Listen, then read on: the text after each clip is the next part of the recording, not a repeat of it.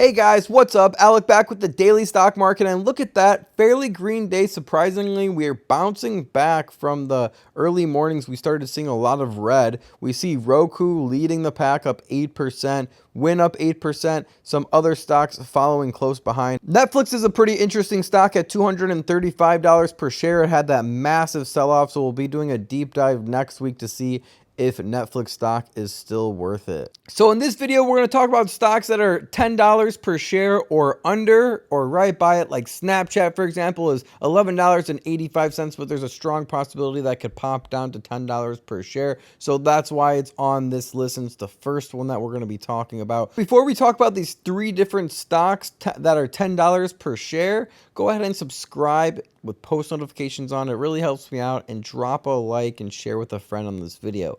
Okay, so Snapchat is the first one up. We see some positive momentum just in the last month and the last week. However, if we pull out to the last year, we can see that pretty much the worst case scenario has happened for Snapchat stock. Down 83% in the last year, and if we go from highs, they're down around 85%.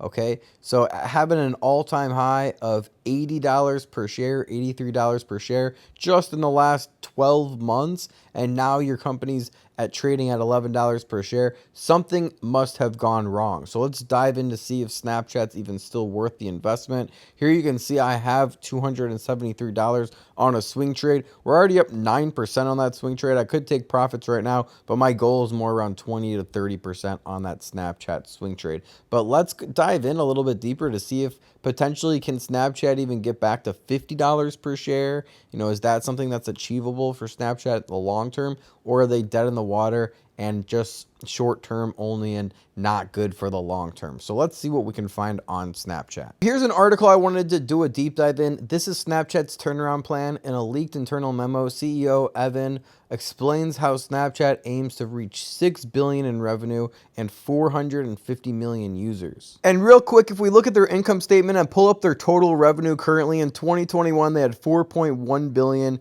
The year before that they had 2.5, 1.7, 1.1, and 800 million consecutively. So as you can see, they've been generating over 40% gains on their revenue year over year. Their balance sheet looks pretty good too. Assets to liabilities coming in around 50%, which is honestly not horrible. Their net income is where I'm personally the most worried. They haven't become profitable yet. Yeah, they've been getting closer and closer, but we need to see consecutive quarters where they're a profitable company.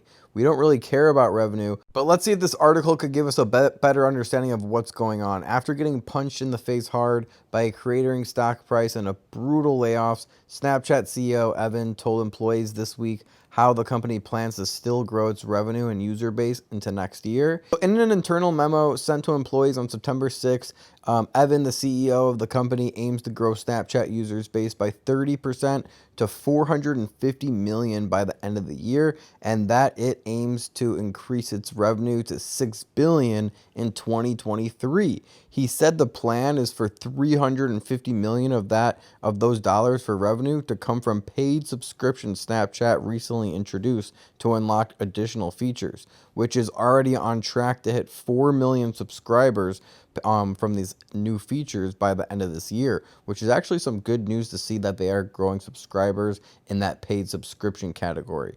We saw challenges on the horizon and hedged our bets accordingly, but we still got punched in the face hard in the 2022s. New economic reality.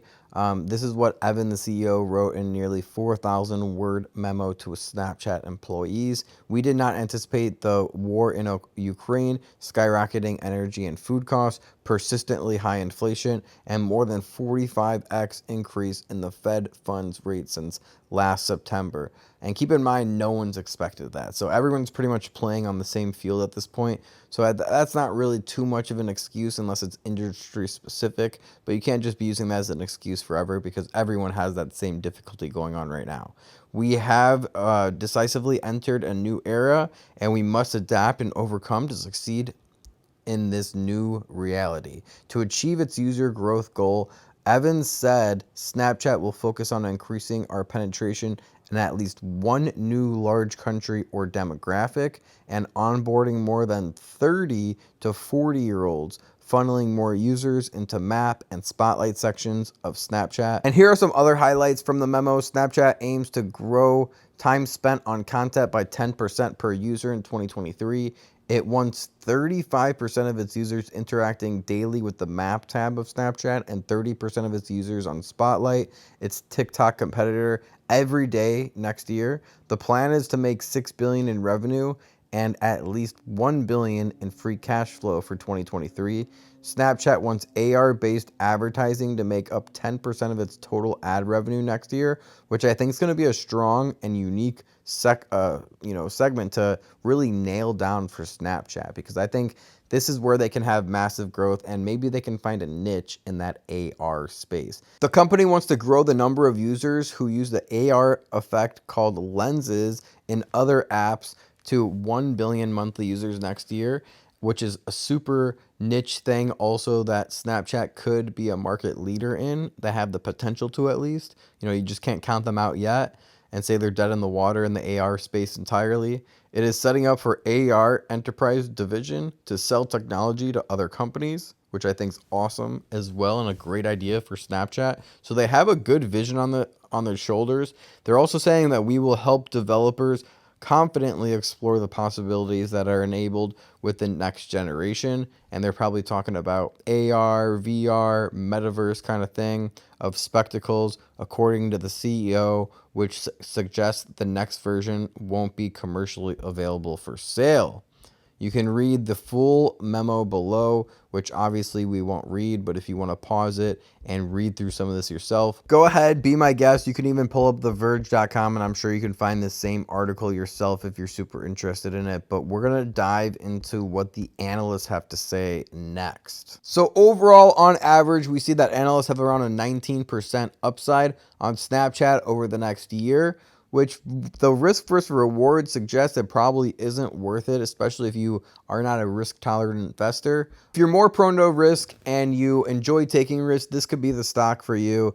Some analysts have it as high as $17 per share, $22 per share. An analyst coming from Bank of America Securities with a success rate of 64%, average return of 21%.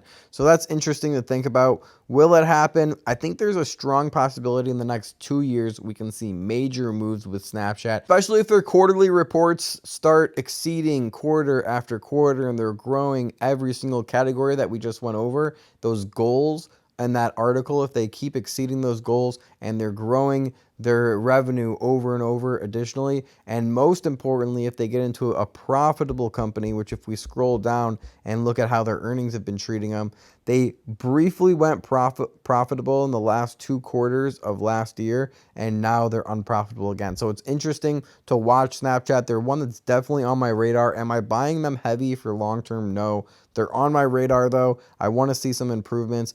$9 per share, $10 per share will be a lot more interesting than Snapchat's at right now. That's like a 20% fall in the stock's price from where it's already at. So at those levels, I probably will throw around $500 in for long term and see where it goes, because worst case scenario, I think that Snapchat could definitely get to around $12, $13, $14, even $15 once again.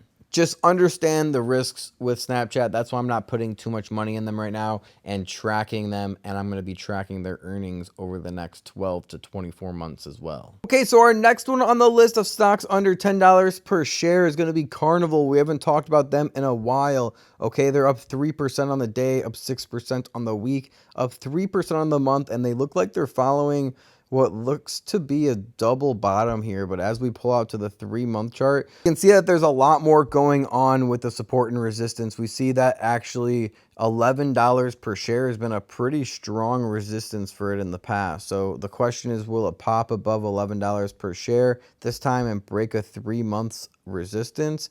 It really hasn't broken past $11 to $12 per share since June. And this was a stock that recovered from COVID pretty well. It got all the way up to $26 per share. If we pull out, we can actually see that it went down to $8 per share, the worst we ever saw it. So if we can see those prices again, $8, $9 per share, definitely pick up a few shares for the swing trade. Even if we can see them up to $12, $13, $14 per share, that's a good little swing trade there. Also, for long term, we're going to dive in a little bit deeper to see if Carnival is something worth owning for long term. So let's scroll down. We see I do have a swing trade started, only 30 shares right now. Average cost 10.50, so we'll try to get that a little bit lower as time goes on. Market cap 13 billion. Okay, and if they sold the cruise boats alone that they own, it would be interesting to see how much that would be alone, because I think the cruise ships alone are worth more than the market cap is right now, implying that you're going to be getting a smoking deal. Okay. Now, if we read some bullish things, we can see the Asian Pacific market should remain promising after COVID-19, post-COVID, as the four largest operators had capacity of nearly 4 million passengers in 2020, which provides an opportunity for long-term growth with new customers. So once all this COVID stuff wears out, and Carnival lines get back to where they were in the past, even if it's 5 years down the road, 10 years down the road, I think cruising won't go out of style. I think Carnival will continue to be a leader as well. So it'll be interesting to see if you hold for 5 years Carnival Cruise Lines, if you buy at $8 or $9 per share, where it would be.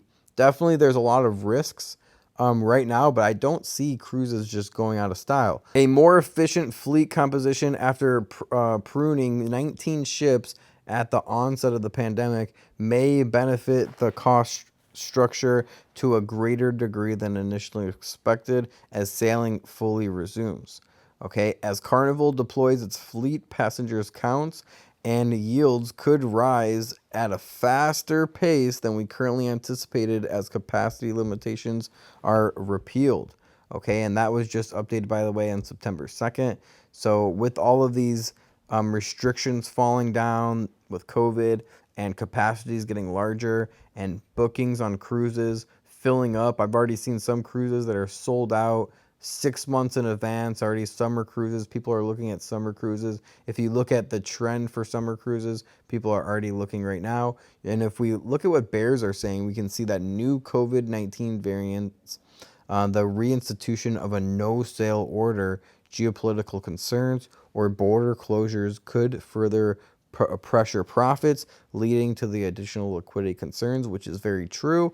If, Europe shuts down again, or somewhere in Greece or Italy is like, hey, we're not, we need vaccinated people only to come on our land, no vaccinated people can enter our lands, then obviously there's going to be issues. They're going to shut down ships again. That's always a huge, huge risk. And that's probably the number one risk when investing with a cruise line right now. Higher commodity prices, particularly in energy, oil, could affect profitability, especially as firms maintain compliance with IMO 2020 guidelines. The media obtaining negative experience commentary regarding cruise incidents could weigh on Carnival's brand image and pricing leverage, making new cruisers hesitant to try cruising. A decrease in new cruisers lead to fewer repeat cruisers, which is also a great point. And if you didn't know, by the way, Carnival sails all over the world. They also own not only Carnival Cruise Line, but they also own Holland America, Princess Cruise Line, and Seabourn, and they also own Cunard. Okay, so those are all huge other cruise lines. You might have heard of like Princess Cruise Line. They own that. Holland America, Alaskan Tours.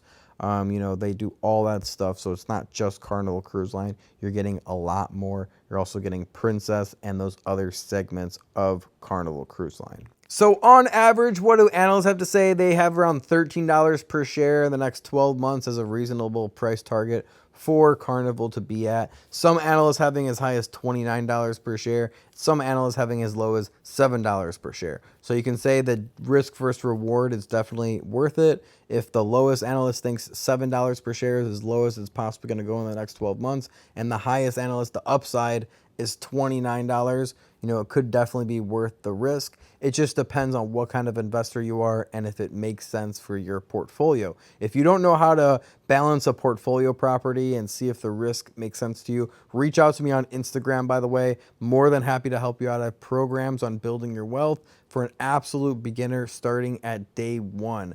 We've also had thousands of students that were just in your shoes not even a couple months ago, and now they're making successful trades in the stock market and becoming a more profitable and successful trader. So moving back into CCL, what we can see is that analysts don't really touch this stock too much. They reiterated this a long time ago, almost 2 months ago.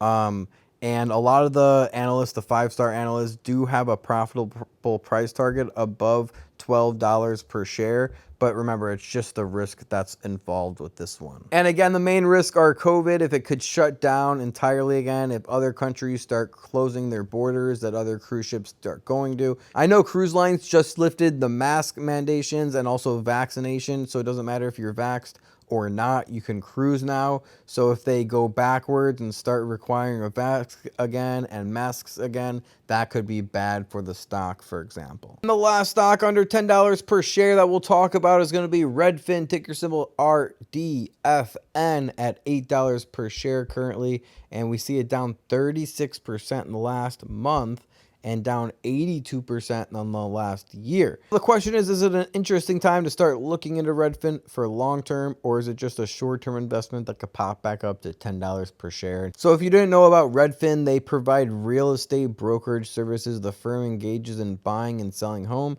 It operates through the following segment: real estate services and properties. The real estate services segment consists of revenue transactions. The property segment consists of home purchase costs, capitalized investments, selling expenses, and home maintenance expenses. Okay, and this is by far the smallest company in this video with only an $870 million market cap. So this is going to be considered a small cap stock with an all-time high of $96 per share. It's an interesting stock to be looking into. And the question is, can it get back to even a fraction of where it was at an all-time high before? Okay, here we see Redfin, attractive business model and competitive advantage, unattractive results. In the first year since buying, Redfin results have come below what I would be expecting long-term trends to be. Redfin's real estate transactions fell 4% year over year, the first decline since being a public company. While Redfin's recent operation results have been worse than expected, nothing has changed about the attractiveness of its business model or competitive advantages. I believe current financials do not properly reflect Redfin's advantageously positioned business model and future prospects. Real quick, if we look at what analysts have to say about Redfin, we see that there is a 26% upside on average, with the highest analysts at $18 per share. Obviously, on average is $10 per share, and the lowest is at $7 per share. So on average, if you're looking at what the analysts have to say, which take it with a grain of salt because they're not saying much, they haven't reiterated a lot of these statements in over a month, but they're saying that there isn't much downside if you hold for at least 1 to 2 years, but there could be around 50%, 25 to 50% upside potentially for something like Redfin. And obviously it depends what the real estate market does as well. Hope you guys really enjoyed that video. Drop a big thumbs up, subscribe with post notifications on, and share with a friend if you really did appreciate that video. And if you want to join the close friends list and to see exactly what I'm buying, when I'm buying, how much I'm buying, go ahead and message me on Instagram. If you want to see other student success, click on success number 6 on the section of my highlight, or success number 5, and read all the current success that all these different students have been having with the program. Thank you guys for all the love and support you've been showing on the channel. I'll see you guys in the next video. Remember, don't time the market, buy the market. Peace.